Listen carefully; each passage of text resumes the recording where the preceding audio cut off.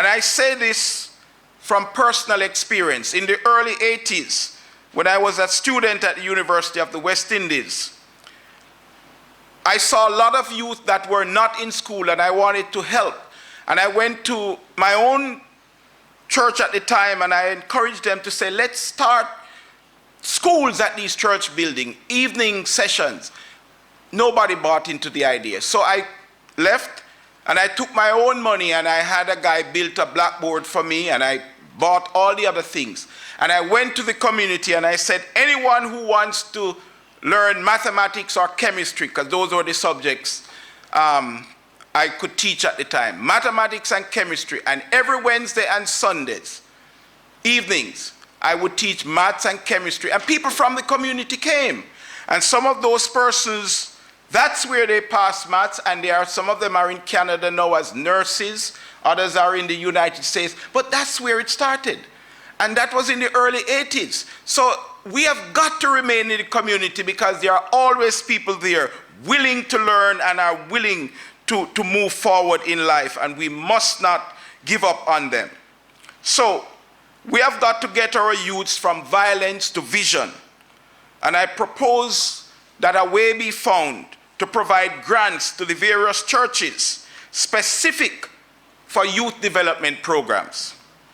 Valuable human resources reside in all of our churches. We have professionals there, teachers and other professionals. Those persons, they can be mobilized to form a shield around our youths and engage them in positive life-changing activities. And a source of income can be provided for these individuals so that it is sustainable.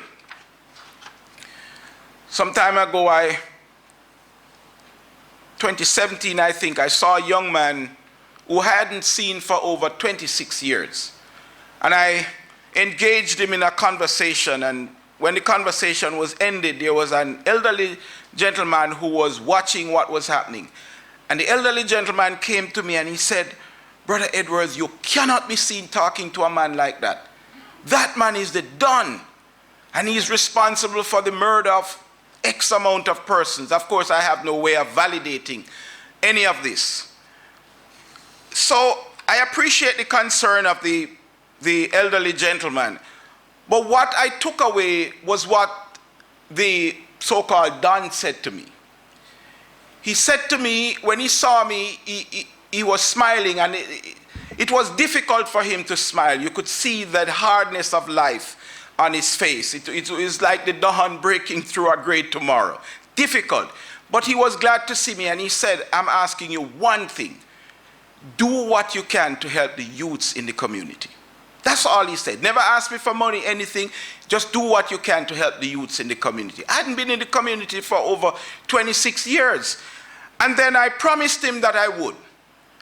And so 3 members of that community are now students at Northern Caribbean University under what we call a rescue program because of his initiative in asking me. I was hoping that when those students graduate, I would be able to invite him to come and see them walk across the stage and get their diploma. But sad to say, some months later, I was sent a video, and the video captured his execution. And so he's no longer alive today. But what he wanted, and my interpretation of what he asked me, is that he's saying, Dr. Edwards, I am doing what I'm doing, and I'm probably never going to change what I'm doing. It's probably late for me, but I don't want the young people in the community to follow my example. There is better out there, and I'm asking you, because I know you, I know what you used to do, I'm asking you to help make this happen. And I made him a promise, and I'm working on that. And as I said, 3 members of that community are here at Northern Caribbean University. So that's the challenge we have. Globally, 1/5 of young people currently have NEET status, not in employment, education, or training. Globally, 1/5. So we know of that here in Jamaica. So clearly their full potential is not being realized, even though some are contributing to the economy through unpaid work. But we have got to continue as a nation to do all we can to capture our youths. This program that we are signing on today lines up with the United Nations agenda to positively impact the youth of the planet through its thematic sub-working groups for the UN Interagency Network on Youth Development in areas of youth participation, employment, environment, youth participation in peace building, social media, youth policy, inclusive youth volunteering, and the UN System-Wide Action Plan on Youth. In the March to April 2020 edition of the Journal of Applied Developmental Psychology, a longitudinal quasi-experiment on positive youth development in Jamaica was done by Daryl M. Hull et al., and it reveals the following. 1, unattached youth pose serious problems for developing nations. 2, positive youth development programs, such as the ones we are about today, are effective for altering developmental trajectories. 3, longer-term outcomes require additional investment to sustain developmental changes. And 4, positive youth development programs should be extended beyond initial administration to support unattached youth. So here we are today, working together to implement a positive youth development initiative. Additional investment to sustain what we have started beyond program implementation is going to be a critical success factor in this positive youth development initiative. And working together, yes, working collaboratively as an organization and individuals with the good of the nation's youth in mind is exactly what we need. We all are aware of the local scenario with our youth, but opportunities must be created close to home for youths, whether training or employment. See, when students or youths migrate from the rural areas to urban areas, they risk losing the moderating influence of friends and families. And some of these are the very ones who succumb to the lure of the urban culture. And before long, they are recruited into activities that neither they, their families, nor the nation is proud of. And we all know what those activities are. And so the proper infrastructure must be placed in these rural areas so that the youths can stay close to home and receive the influence of friends and family until they are truly ready. In 2018, 2 institutions from Jamaica, one rural and one urban, placed first and second in the International Business Model Competition from among over 6,000 teams. And when you consider that the 5th place team in that prestigious competition was the mighty Johns Hopkins, then you understand the full potential of our youths. Because we're used to first and second in athletics, but this was an international competition that required a knowledge of business canvas and entrepreneurship. And Jamaica placed first and second. Only the second country outside of the North America to have won this prestigious international business model competition, and perhaps the only one to have placed first and second. And it took the combination of an urban school and a rural school to do this on behalf of the nation. So the point I'm trying to make is that the urban areas are not the only places in Jamaica. We need to reach out to the rural areas as well. And Dr. Jaja mentioned that earlier. So I want to stress that point. So this international business model competition involves entrepreneurship. And Jamaicans are natural entrepreneurs. And so entities like the Morris Entrepreneurship Center, located at the Northern Caribbean University under the leadership of Mrs. Hazel O'Connor, have successfully guided the natural talent of youths so their business ideas can bear fruit and they can become successful at what they are passionate about.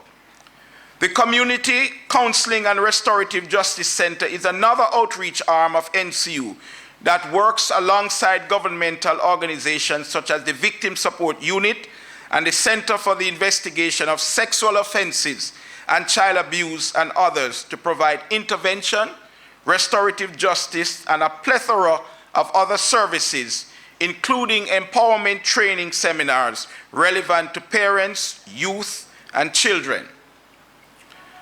UNESCO has indicated in one of their publications that for a developing country to sustain development, 40 to 50% of its population must have access to tertiary education. Well, in Jamaica, we're, I assume, less than 20%. So we have a long way to go towards sustainable development. This means that government institutions alone cannot fill the gap. Private educational institutions and independent schools must be empowered with additional resources to capture these youths and bring them into the mainstream. This is a matter of national security, that these young people be brought into the mainstream so that a vision must be crafted so that they see a future in which they are a part of it. So other interest groups and institutions have begun this imperative work, and we applaud them. We have crafted a plan at NCU called the Rescue Program. Rescue is an acronym for Restoring Every Student's Confidence Using Education. And we simply ask churches and other civic bodies to identify the youths who are at risk to be influenced by criminal elements, refer them to us, and help us raise the requisite funds to keep them where they can receive a values-based education that is underpinned by strong work ethic and an emphasis on service. And we believe that this holistic approach to our young people is what is needed and will help to bring them into the mainstream. So in closing, earlier I referred to the global persistence of the youth need challenge, not in employment, education, or training. Our nation is reeling from the negative impact of too many persons whose value and work ethics are way below the standard needed to lift themselves and propel Jamaica, land we love, to become the place of choice to live, work, raise families, and do business as outlined in our country's National Development Plan, Vision 2030 Jamaica. The home, the school, and the church were the places that provided the driving influence for our children to instill in them values, attitude, norms, and the morals needed to build character and ennoble the thoughts and mind. Education and training are therefore critical success factors for employment or self-employment through entrepreneurship. Our youth can then rid themselves with the appropriate intervention of the NEET status, not in employment, education, or training, but instead move up to the EAT status, EETE,